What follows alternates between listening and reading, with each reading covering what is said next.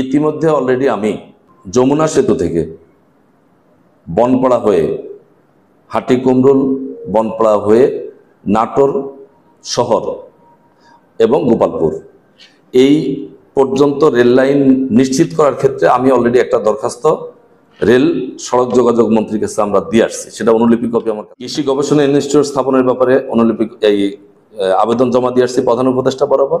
সেটা কপি আমাদের প্রতিষ্ঠার ব্যাপারে স্থাপনের ব্যাপারে দরখাস্ত আমি দিই।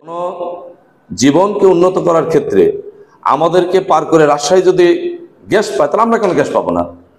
অতএব রেল লাইন এবং গ্যাস এই দুটাকে গুরুদাসপুর এবং বড়াইগ্রামবাসীর এটা ন্যায্য অধিকার প্রতিষ্ঠার ক্ষেত্রে আল্লাহ যদি নির্বাচিত করে যথাযথভাবে সংসদে আসলে প্রার্থী হওয়ার পর থেকে যেভাবে গুরুদাসপুর এবং বড়াইগ্রাম দুটি থানা মিলে একদম প্রত্যন্ত অঞ্চল পর্যন্ত জনগণের সাথে যাওয়া আসা উঠা বসা মিলে স্বতঃস্ফূর্ত সাড়া।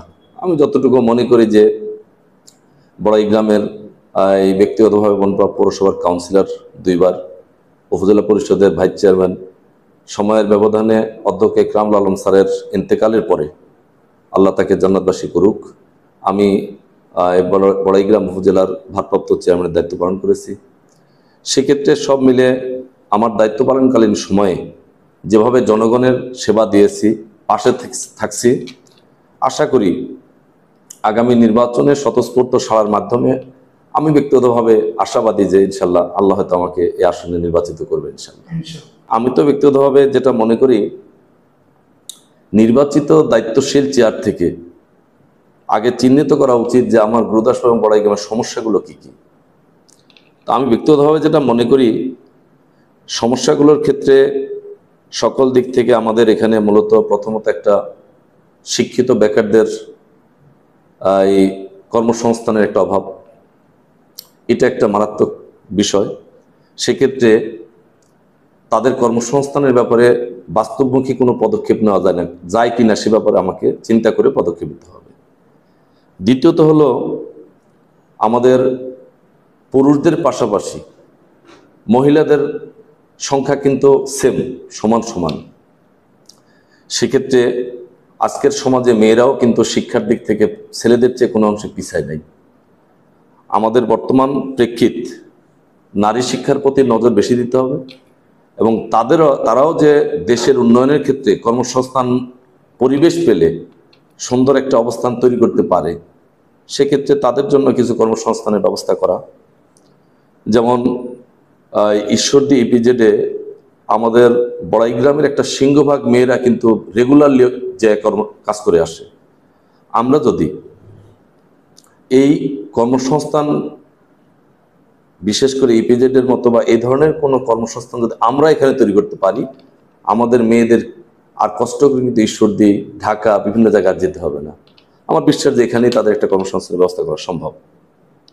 এরপরে সবচেয়ে মারাত্মক একটা জিনিস, সেটা হলো মাদকটা বর্তমান সমাজে যুবকদেরকে ধ্বংস করে দিচ্ছে।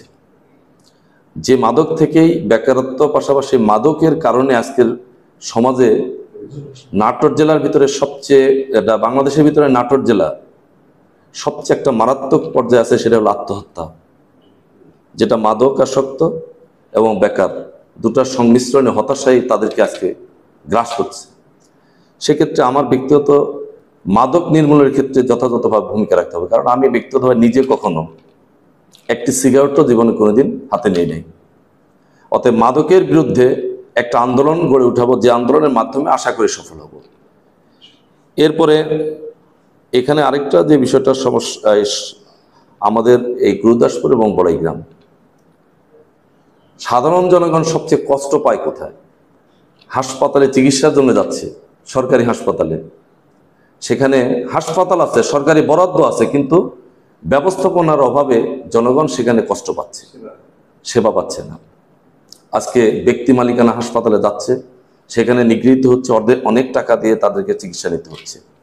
ব্যক্তিগতভাবে আমার বাস্তবমুখী একটি পদক্ষেপ থাকবে, 2 থানায় 2 উপজেলায় প্রত্যেকটি হাসপাতাল, কমিউনিটি হাসপাতালগুলো সহ এগুলাকে আধুনিকায়ন করা এবং জনগণ যেন সেবা নিশ্চিত পায় সে ব্যবস্থা করা। আরেকটা জায়গা আছে, সেটা হলো ভূমি অফিস। যেখানে জনগণ গেলেই কষ্টের সীমা নাই, একবার এর কাছে একবার ওর কাছে। ব্যক্তিগতভাবে এই বিষয়টাকে যথাযথভাবে যেন জনগণ সেবা পায় সে পদক্ষেপ নেওয়া। আরেকটা বিষয় আমি বলাই দরকার, সেটা হলো গুরুদাসপুর বড়াইগ্রাম দুটা কৃষি নির্ভর চলনবিল অধ্যুষিত গুরুদাসপুর বড়াইগ্রাম।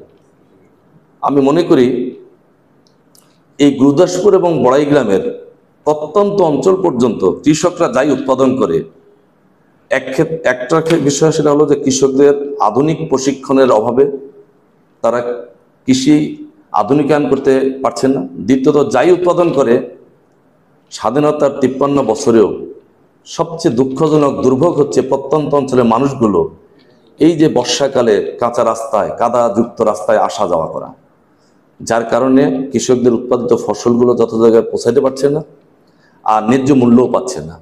একদিকে রাস্তাঘাটের জরাজীর্ণ অবস্থা, অপরদিকে কৃষকদের প্রশিক্ষণের অভাব। আমি মনে করি যে যদি এই কৃষকদেরকে প্রশিক্ষিত করা যায় এবং এই কৃষিকাজের ক্ষেত্রে যদি একটা আধুনিক কৃষিকাজের ক্ষেত্রে একটা এই বাস্তবমুখী পদক্ষেপ নেওয়া যায়, তাহলে কৃষি নির্ভর গুরুদাসপুর এবং বড়াইগ্রাম বাংলাদেশের ভিতরে একটা মডেল হবে।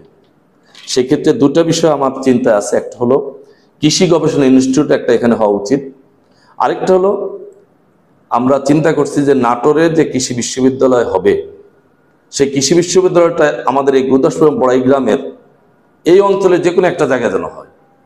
এই ব্যাপারে আমাদের ব্যক্তিগতভাবে যদি আল্লাহ নির্বাচিত করেন, সেক্ষেত্রে বাস্তবমুখী পদক্ষেপ নেওয়ার ক্ষেত্রে ভূমিকা রাখবো ইনশাল্লাহ। ধন্যবাদ।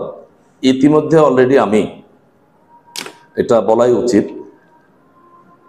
এই যমুনা সেতু থেকে বনপাড়া হয়ে হাটিকুমরুল বনপাড়া হয়ে নাটোর শহর এবং গোপালপুর এই পর্যন্ত রেল লাইন নিশ্চিত করার ক্ষেত্রে আমি অলরেডি একটা দরখাস্ত রেল সড়ক যোগাযোগ মন্ত্রীর কাছে আমরা দিয়ে আসছি। সেটা অনুলিপি কপি আমার কাছে আছে, আমি রিসিভ করে নিয়ে আসছি। কৃষি গবেষণা ইনস্টিটিউট স্থাপনের ব্যাপারে অনুলিপি এই আবেদন জমা দিয়ে আসছি প্রধান উপদেষ্টা বরাবর, সেটা কপি আমার কাছে আছে। বিজ্ঞান প্রযুক্তি কৃষি বিশ্ববিদ্যালয় প্রতিষ্ঠার ব্যাপারে স্থাপনের ব্যাপারে দরখাস্ত আমি দিয়ে আসছি। নিঃসন্দেহে রেল যোগাযোগ এটা একটা গুরুত্বপূর্ণ কারণ। হলো আমাদের সড়ক পথে দক্ষিণবঙ্গ আর উত্তরবঙ্গ টোটালের একটা বৃহৎ যাতায়াতের ক্ষেত্রে সড়ক চাপের কারণে কিন্তু প্রচণ্ড পরিমাণ রোড অ্যাক্সিডেন্ট হচ্ছে। এমন কোনো দিন নাই যেদিন এই রোডে এই মহাসড়ক অ্যাক্সিডেন্ট হচ্ছে না। অর্থাৎ এই চাপটা কমানোর ক্ষেত্রে রেল লাইনের বিকল্প নাই। আমি ব্যক্তিগতভাবে যেটা মনে করি যে বা রেল লাইন স্থাপনের ক্ষেত্রে এটাকে একটা আন্দোলনের রূপ নিয়ে আসা। আর এর পাশাপাশি আরেকটা আছে, সেটা হলো গ্যাস লাইন। জনজীবনকে উন্নত করার ক্ষেত্রে আমাদেরকে পার করে রাজশাহী যদি গ্যাস পায়, তাহলে আমরা কেন গ্যাস পাবো না? অতএব রেল লাইন এবং গ্যাস এই দুটাকে গুরুদাসপুর এবং বড়াইগ্রামবাসীর এটা ন্যায্য অধিকার প্রতিষ্ঠার ক্ষেত্রে আল্লাহ যদি নির্বাচিত করে যথাযথভাবে সংসদে কথা বলবো এবং ভূমিকা রাখবো।